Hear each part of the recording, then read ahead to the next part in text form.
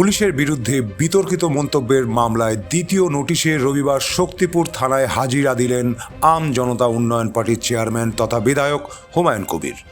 এর আগে প্রথম নোটিশে তিনি অনুপস্থিত ছিলেন। তদন্তকে ঘিরে রাজনৈতিক মহলে শুরু হয়েছে নতুন আলোচনা।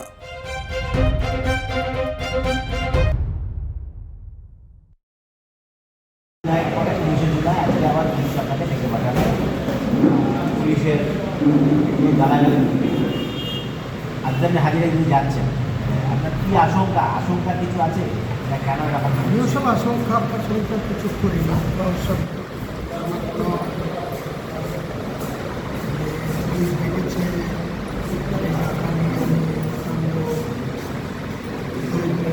এসব আমার বিষয় নিতে প্রথম কথা হচ্ছে পুলিশকে বলবো, শক্তিপুরের পুলিশ প্রশাসনকে বলবো যে গালাগালিটা কবে দেওয়া হয়েছে।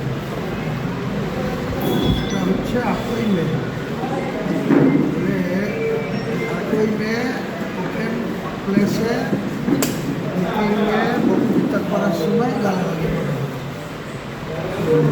তো পুলিশ সেই দিনই ব্যবস্থা নেবে, মিটিং শেষে ব্যবস্থা নেবে, নাহলে সেই দিন রাত্রিতে ব্যবস্থা নেবে। তো ব্যবস্থা নেওয়ার জন্য একটা এফআইআর লঞ্চ করার জন্য পুলিশকে কতদিন সময় নিতে হলো? 26শে জুন, 8ই মে 26শে জুন, 1 মাসেরও বেশি সময় ধরে আমার বিরুদ্ধে একটা কেস করা হলো। কারণ কি? যে আমি পুলিশকে গাল দিয়েছি। তার আগে আমার প্রশ্ন, 23 এপ্রিল ইলেকশন কমিশনের আন্ডারে আমরা ছিলাম। ইলেকশন কমিশনকে বুড়ো আঙুল দেখিয়ে শক্তিপুর থানা আমার ভাইপো রাজা শেখের নামে একটা পরিকল্পিতভাবে একটা কেস করা হলো, রেপ কেস। একটা মেয়েকে সেটিং করে রেজিনগর থানায় কমপ্লেন করে তৎকালীন তৃণমূলের যে ক্যান্ডিডেট ছিল তার কথায় আমার ভাইপোর নামে রেজিনগর থানায় এফআইআর। রেজিনগর থানা শক্তিপুর থানাকে দিয়ে অ্যারেস্ট করতেই পারে, অ্যারেস্ট করবে এখানে গঙ্গার ওপারে রেজিনগর থানা দিয়ে দেবে। তাকে বাহাদুর ওসে শক্তিপুর থানার কাস্টডিতে রেখে মারা ধরা করা হলো। তাকে মারার এখতিয়ার কোথায় দিয়েছে? সে কি ক্রিমিনাল, না সে চোর, না সে টাকা, না সে খুনি? তাকে বিকেলবেলায় 5টার সময়, পরের দিন সকাল 6টায় ভোট করে আর বিকেল 5টার সময় মানিকচর মোড় থেকে তাকে ডেকে তুলে নিয়ে আসা হলো। তাকে রাত্রিবেলায় মারধর করা হলো। কোন যুক্তিতে? পুলিশের কোন দৃষ্টিতে আছে? পুলিশ মানে সে যা খুশি তাই করবে। এই যে গুন্ডা দমন আইন হয়েছে বিধানসভা, তো যে গুন্ডাগিরি করবে তার বিরুদ্ধে পুলিশ গুন্ডাগিরি প্রয়োগ করে ব্যবস্থা নেবে। তাকে বিনা বিচারে 1 বছর রেখে দেওয়ার অপশান রেখেছে। যে প্রকৃত গুন্ডা, যে গুন্ডাগিরি করবে, যে খুন করবে বা যে মস্তানি করবে, পুলিশ যেখানে গুন্ডাগিরি করছে তার বিরুদ্ধে কে ব্যবস্থা নেবে? সেই আইনে কোথায় অপশান আছে যে পুলিশ যেখানে ডাইরেক্ট গুন্ডাগিরি করছে? গত রাত্রিতে কালকে একটা আসামিকে ধরে নেওয়া হয়েছে। সে সমাজে অনেক রকম মানুষ বসবাস করে, আমার কাছে যা তথ্য আছে সে একটু গাঁজা ফেজা খেত, সব প্রত্যেকটা মুসলিম ছেলে।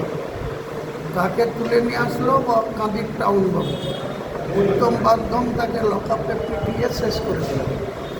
তারপরে তার গার্জেনদেরকে সেই ওখানকার এসডিপিও প্রশাসনের নেতৃবর্গরা যাদের বাড়ির লোককে পিটিয়ে মারা হলো তাদেরকে গিয়ে পুলিশ যে গুন্ডার মতো আচরণ করছে তাদের সঙ্গে, এর কোথায় এই ভারতবর্ষের সংবিধানে বা বিধানসভায় যে নতুন আইন আনা হচ্ছে, এই আইনের কোথায় সুরাহা আছে?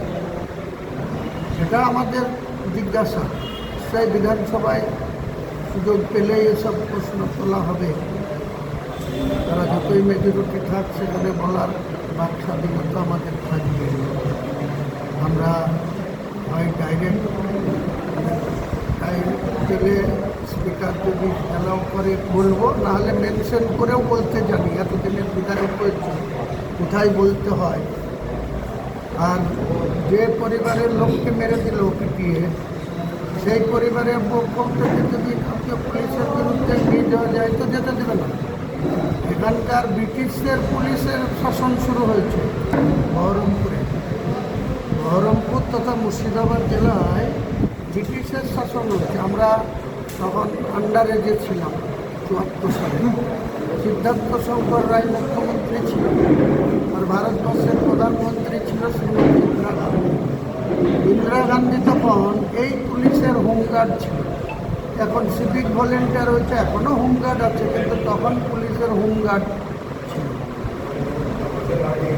10 কেজি চাল নিয়ে আসতো যে তাকে ধরে জেলে পুরত, আর যে 10 কুইন্টাল নিয়ে আসতো তাকে ছেড়ে দিত। এটা ছিল সিদ্ধার্থ শঙ্কর রায়ের পুলিশের টাইমে। এখানে সিদ্ধার্থ শঙ্কর রায়ের পুলিশের সেই 74 সালের যে জরুরি অবস্থা, অধীর চৌধুরী তাতে গ্রেপ্তার হয়েছিল আন্ডার এজ অবস্থায়। ক্লাস 9-এ পড়াশোনা করতে করতে অধীর রঞ্জন চৌধুরীকে ওই জরুরি আইনে গ্রেপ্তার করে দমদম সেন্ট্রাল জেলে আর বহরমপুর সেন্ট্রাল জেলে 5 বছর ধরে।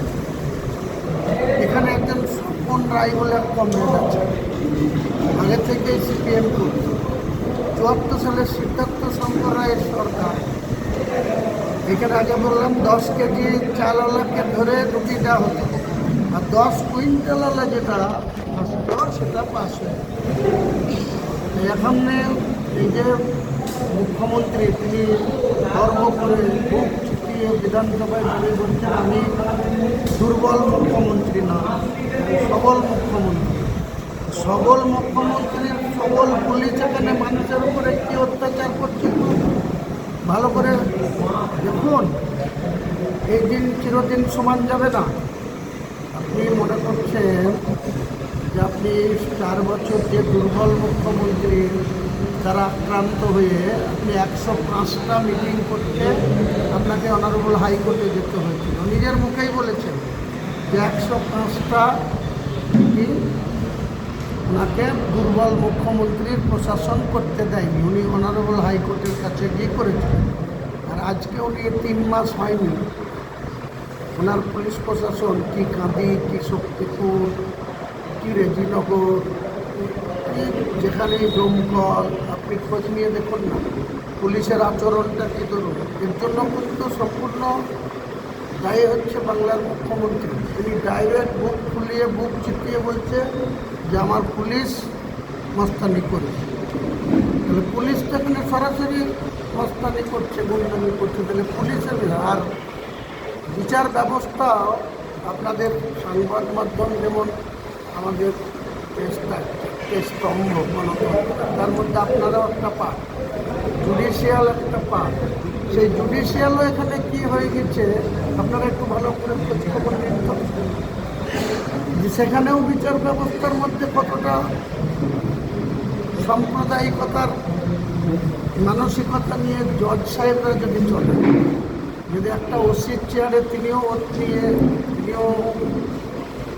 আইপিএসরা অশোক স্তম্ভকে রেখে সেই পোশাকের মর্যাদা যদি তেনারা না রাখেন, তাহলে তাদের বিরুদ্ধে কে কোথায় কথা বলুন।